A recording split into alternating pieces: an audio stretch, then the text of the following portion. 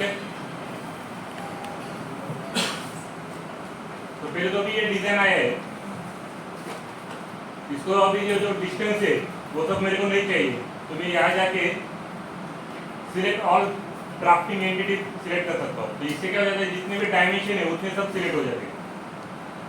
Okay, इसको कर दिया डिलीट।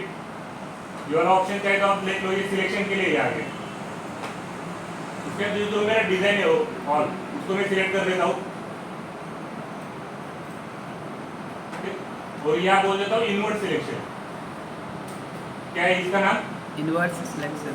Invert selection. तो वो क्या करेगा, तो सिलेक्शन में स्विप कर देगा, जो अलग अलग जो है वो सिलेक्ट कर देगा। उसको कर देता हूँ मैं डिलीट।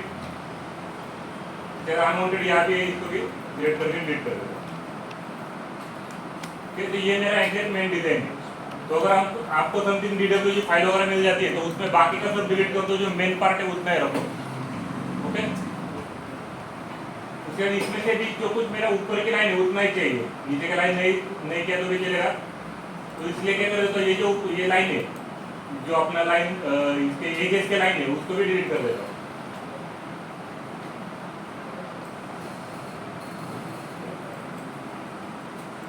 अभी जो गैप वगैरह है इसको भी फिलअप करने के लिए मॉडिफाई लाइन बोल देता हूँ।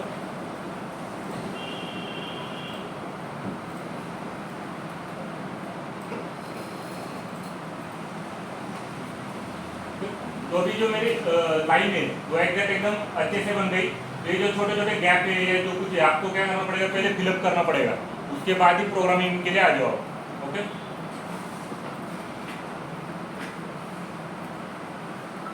अभी इसका मुझे रॉ मॉडल प्लान करना है, तो इसके लिए मैं डायरेक्टली बाउंडिंग बॉक्स में भी जा सकता हूँ, मैं तो डायरेक्टली अपना जो लेथ मशीन है डिफॉल्ट उससे भी प्लानिंग कर सकता हूँ, या फिर जो मेरा ड्राफ्टिंग है इससे मैं डायमेंशन से चेक कर सकता हूँ कि कितना है और कितना रॉ मॉडल मेरे को चाहिए।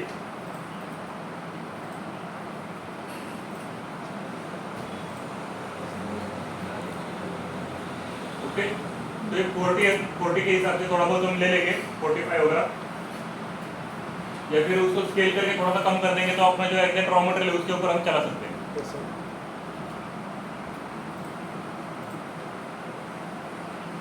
तो स्केल करने के लिए क्या करना पड़ेगा, ट्रांसफॉर्म स्केल में जाओ या कैलकुलेशन में बोला, जो भी कुछ मेरी लाइन है उसको क्लिक करके मैंने दिया इसको 36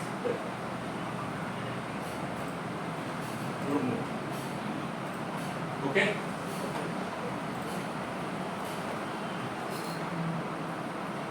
तो भी इसको भी जैसे हम VMC में मूव टू ओरिजिन करके सेंटर में लाते थे, तो इसको भी वैसा ही करना पड़ेगा। तो उसके लिए हमें क्या करना है, ट्रांसफॉर्म मूव टू ओरिजिन और इसका centre point. Clear? Yes sir.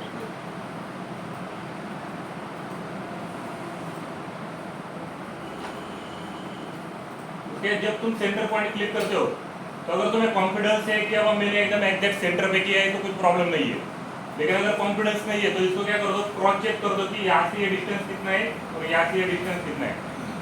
तो उसके लिए मैं क्या कर देता हूँ, ये लाइन है इसकी प्रॉपर्टीज देखता हूँ।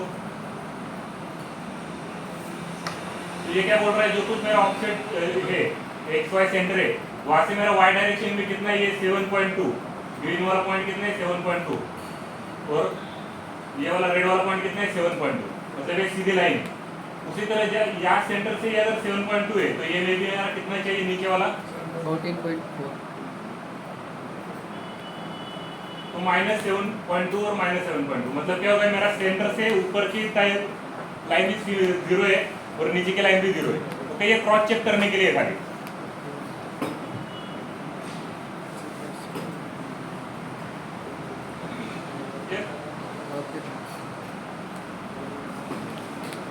उसके बाद अभी हम एग्जैक्ट मशीनिंग के लिए चालू कर देंगे। चाहिए तो आप नोट भी कर लो या फिर खाली देख लो। तो मशीन में गया मैं, यहाँ मैंने किया था जैसे मिल डिफॉल्ट, उसी तरह मैंने लेथ के लिए जाता हूँ और लेथ डिफॉल्ट ऑप्शन ऑन कर देता हूँ। तो ये अपना व्यू के आगे लेथ के ऑप्शन ऑन हो जाएगा, टर्निंग के और टूल पाथ में भी यह ऑप्शन ऑन हो जाएगा। तो लेथ डिफॉल्ट बोल दिया मैंने, आगे व्यू के आगे टर्निंग, और यहाँ मेरा अपना जो मशीन ग्रुप है वो आ गया। अभी फाइल में जाता हूँ मैं, इधर थोड़ा सा सेटिंग अलग है, जैसे अपना वीएमसी का कैसा इधर ही था उसी तरह इसका थोड़ा सा अलग है, तो इसको कर दिया मैंने रिप्लेस। जो भी कुछ मेरा डिफॉल्ट ये जैसे हमने उधर फानूक मित्सुबिशी वगैरह इसके लिए था, तो उसी तरह ये भी इधर अलग अलग ले लेंगे अगर लिस्ट में रहेगा तो। नहीं तो मिल डिफॉल्ट एमएम ले लिया तो जो भी कुछ अपना आईएसओ प्रोग्राम है वो प्रोग्राम के हिसाब से वो चल जाएगा। या टूल सेटिंग या बाय डिफॉल्ट फिलहाल कुछ में एडिट नहीं करता। ओके, स्टॉक सेटअप बोले तो अपना रॉ मटेरियल रहेगा। अभी जो मेरा स्टॉक है वो क्या है, लेफ्ट साइड है, मतलब मेरे स्पिंडल के हिसाब से मशीन के हिसाब से लेफ्ट साइड के स्पिंडल से मैं काम कर रहा हूँ। कभी कभी राइट साइड का स्पिंडल भी रहता है तो उसको राइट साइड कर दो, लेकिन मोस्टली अपना जो रहता है वो लेफ्ट साइड में रहता है। तो पहले से मैं यूज कर रहा हूँ स्टॉक सेटअप। स्टॉक बोले तो मेरा रॉ मटेरियल का जो कुछ डायमेंशन है वो प्रॉपर्टीज में गया। अभी मुझे एग्जैक्ट डायमेंशन पता है मेरा डिजाइन का कितना रॉ मटेरियल लेने वाला हो, तो मैं डायरेक्टली यहाँ डाल देता हूँ 40, तो 40 डायमीटर हो जाएगा। उसके बाद लेंथ 100 या जो कुछ आपको चाहिए 110 वो आपने डाल दिया, क्योंकि मेरा लेंथ कितना था 88 था, तो मैंने 100 या 110 ले लिया और यहाँ कर दिया प्रीव्यू लेंथ बाउंड्री, तो उसके हिसाब से दिखाई देगा वो। ओके, इसको एस्केप कर दिया। अगर आपको पता नहीं है कितना है डिस्टेंस, तो डायरेक्टली यहाँ सिलेक्ट कर दो, जो भी कुछ इसका हायर पॉइंट है वो ले सकते हो आप। और लेंथ के लिए मैंने क्या कर दिया, ये जो लाइन ये ले लिया, लेकिन अभी ये लाइन क्या है छोटे छोटे पार्ट में डिवाइडेड है। ओके, तो इसको क्या कर सकता हूँ मैं, ये जो है बॉक्स, इसको राइट क्लिक कर दो, तो यहाँ इसका इनपुट करने के लिए इतने ऑप्शन है, उसमें से मैं लेता हूँ डिस्टेंस बिटवीन 2 पॉइंट, तो इसको सिलेक्ट कर दिया, ये स्टार्टिंग वाला पॉइंट दे दिया, ये एंडिंग वाला पॉइंट, तो ऑटोमेटिकली उसने जितना भी उसका डिस्टेंस है वो ले लिया। उससे एक्स्ट्रा मटेरियल लेना है तो आप ले सकते हो। ओके, ये आ गया।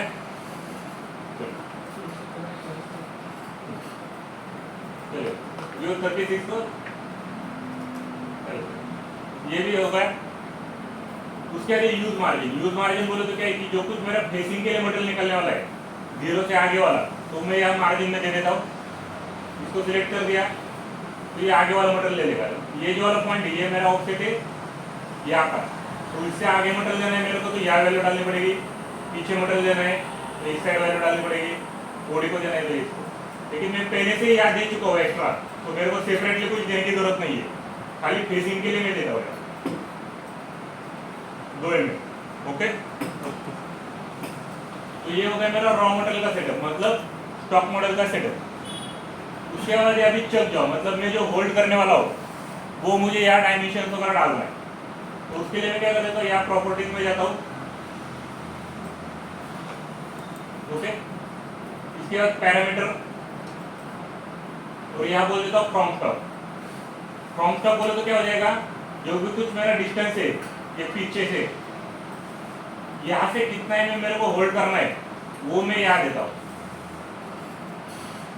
ओके, तो अभी समझिए मेरा 10 mm होल्ड करना है, 20 mm होल्ड करना है, जो भी कुछ है मैं यहाँ दे रहा हूँ। 20 mm बोल दिया और उसको बोल दिया ओके, तो उसके हिसाब से क्या कर दिया उसने, या उसको 20 mm का होल्ड आउट दे दिया। ओके, इसको बोल देता हूँ फाइनल में। ओके, तो ये मेरा क्या हो जाएगा, मशीन सेटअप हो जाएगा। यहाँ से मैं उसको देख सकता हूँ कितना रॉ मटेरियल है, क्या कुछ। ये मेरा चंक जो है ये मेरा एग्जैक्ट डिजाइन और ये मेरा रॉ मटेरियल का साइज है। क्लियर? Okay sir. चलिए, तो अभी मुझे फर्स्ट है कि अब यहाँ का फेसिंग करना है। Yes sir. ओके, तो उसके लिए जाता हूँ मैं टर्निंग में, फेस ऑप्शन। क्लियर? फेसिंग में गया मैं, तो यह टूल की लिस्ट अवेलेबल रहेगी आपको। ओके, ये लिस्ट में क्या क्या है, समथिंग डीएनएमजी चेंजेस सब टाइप के टूल है, लेकिन पर्टिकुलरली अपने पास कौन सा अवेलेबल है उसके हिसाब से आपने को क्या करना पड़ेगा, टूल सिलेक्शन करना पड़ेगा। तो इसको मैं क्या कर देता हूँ, अभी इतने दूर से दिख रहा है क्या आपको ये, मतलब सीएनएमजी या डीएनएमजी है कुछ नहीं, आपके इसमें देख लो तो पता चल जाएगा। मैं तो 2 मिनट इसको राइट क्लिक कर देता हूँ और यहाँ बोल देता हूँ एडिट टूल। तो इस तरह इस टूल की प्रॉपर्टीज हम यहाँ से सेट कर सकते हैं। तो अभी फिलहाल मेरा कौन सा है, CNMG सिलेक्टेड। ओके, इसको ड्रॉ टूल कर दिया तो यहाँ तुम्हें पता चल जाएगा कैसा टूल मेरा दिख रहा है।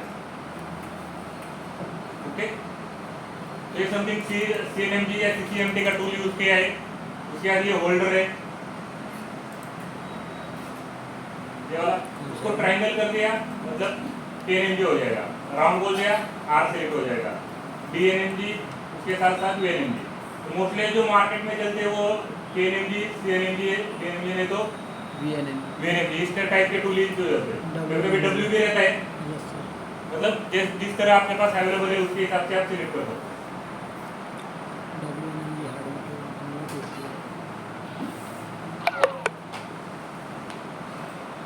अभी फिलहाल के लिए मैंने क्या किया, बाय डिफॉल्ट वाला टूल यूज कर दिया। उसको अभी मैं फिर से एडिटिंग में जाता हूँ तो ये आपको दिखाई देगा कॉर्नर रेडियस कितना है उसका, कितना है अभी 0.8 है। उसको तुम यहाँ से चेंज भी कर सकते हो। ठीक है, तो फिलहाल मेरी और इधर उसका नाम है CNMG 12.4 या 0.8 जो कुछ है। ओके, ये आपको होल्डर के ऊपर या इंसर्ट के ऊपर दिखाई देगा। Yes sir. जो अपना बॉक्स है उसके ऊपर, नहीं तो इंसर्ट के ऊपर आपको दिखाई देगा ये क्या है। ये होगा इंसर्ट का डिटेल। उसके आगे जाता हूँ तो ये होल्डर के डिटेल। ओके, तो ये बाय डिफॉल्ट अभी फिलहाल के लिए होल्डर रखता हूँ। ओके, तो ये मैंने टूल ले लिया, उसका जो नंबर है T0101, जो भी आपको टोरेंट टूल नंबर रहेगा उसके हिसाब से आप एडिट कर सकते हो। एडिट करने के लिए आपको पैरामीटर यहाँ भी ऑप्शन मिलेंगे, मेरे टूल नंबर यहाँ भी ऑप्शन मिलेगा। ओके, जो भी टूल नंबर है आपका वो डाल दो।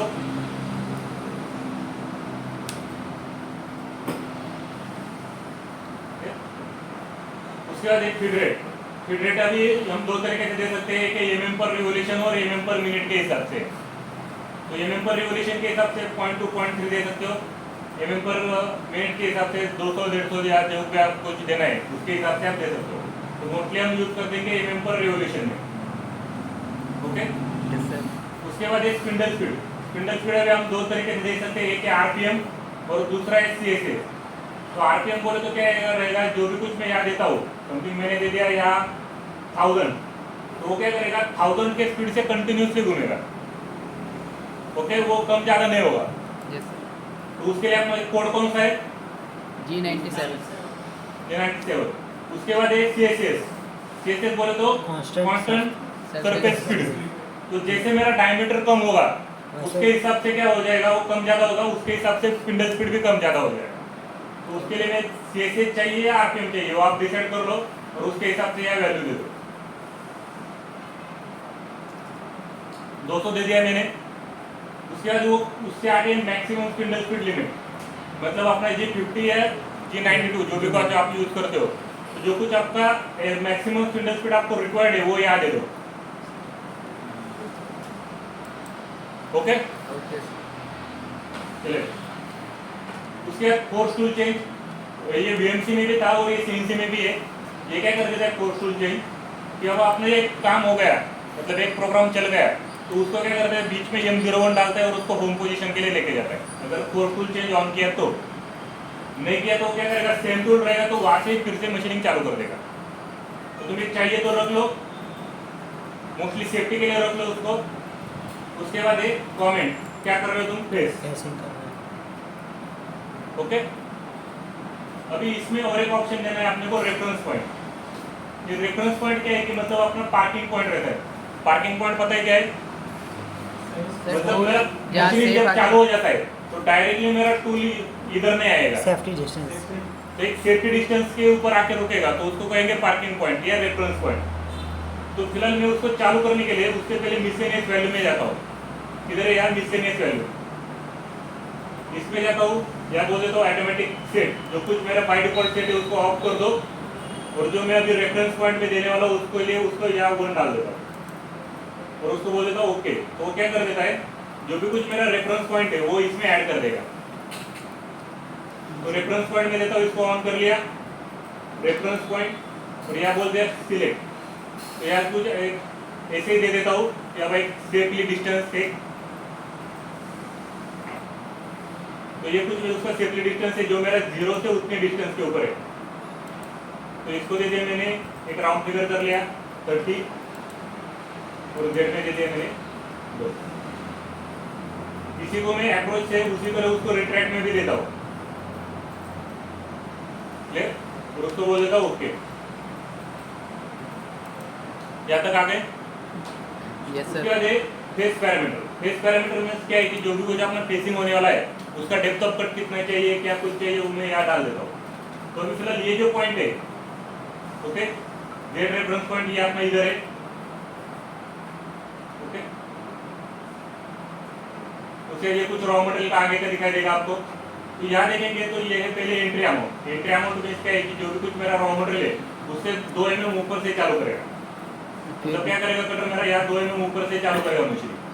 तो उसको देता हूँ मैं 1 mm, क्योंकि अभी जो ये वैल्यू है ये आर वैल्यू देता है और मशीन के जाने के बाद वो डायमीटर में कन्वर्ट हो जाता है, ओके। तो आर वैल्यू देता है, इसके लिए 1 mm दे दिया यहाँ। उसके बाद स्टेप और बोले तो क्या है, रफ स्टेप और बोले तो इसका डेप्थ ऑफ कट। अब ये किस में जाएगा, जेड में जाएगा, इसमें जाएगा जेड में, जो कुछ उसका फेसिंग है उसके हिसाब से। इसको ऑन कर लिया और इसको बोलते हैं मेरा कितना डेप्थ ऑफ कट चाहिए, समथिंग 1.5 चाहिए मेरे को, ओके। अभी फिलहाल 0.5 देता हूँ। उसके आगे फिनिश स्टेप और, मतलब वही टूल डायरेक्ट फिनिश करेगा क्या। अगर आपको वही टूल डायरेक्ट फिनिशिंग करना है, उधर ही रफिंग होने के बाद डायरेक्टली फिनिशिंग करना है, तो इसको ऑन रखो। अगर नहीं रखना तो इसको ऑफ करके यहाँ स्टॉप दे दो, तो वो मैं बाद में फिर से दूसरे टूल से निकाल दूंगा, ओके। उसके आगे ओवरकट अमाउंट मीन्स क्या है कि यहाँ समथिंग मैंने 1 mm दे दिया। तो कभी कभी देखे रहेंगे आप कि जो भी कुछ मेरा टूल है यहाँ कैसे कुछ पॉइंट छोड़ता है सेंटर में। तो क्यों छोड़ता है कि समथिंग पूरा प्रॉपरली सेंटर तक नहीं आए, या थोड़ा बहुत शिफ्ट रहता है, तो उसके हिसाब से क्या करते हैं, उसको 1 mm और नीचे लेके आते हैं। तो क्या करेगा, वो पॉइंट नहीं छोड़ेगा, ओके। उसके लिए रिट्रैक्ट अमाउंट, मतलब एक टूल पास होने के बाद पीछे कितना जाना है, या इमेज में आप पूरा देख सकते हो वो किसके लिए अलाइन है, ये जो वैल्यू किसके लिए अलाइन करके रखी हुई है। तो उसके हिसाब से आप डायरेक्ट इमेज देख के पता लगा सकते हो कि यहाँ यूज होगा उसका। तो उसको देता हूँ मैं 0.2, तो 0.2 पीछे आ जाएगा। उसके बाद स्टॉक टू लीव, मतलब कितना फिनिशिंग के लिए रखने वाले हो वो तो बता दिया। ये सब होने के बाद मैं बोल देता हूँ ओके। तो ऐसा प्रोग्राम वो बना के देगा, क्लियर। तो अभी मैं इसको सिमुलेशन में लेके जाता हूँ। सिमुलेशन देखा,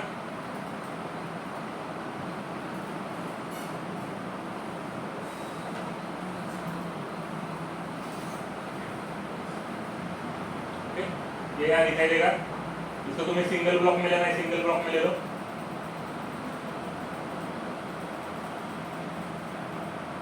ये पूरा प्रॉपरली देखना है, प्रॉपरली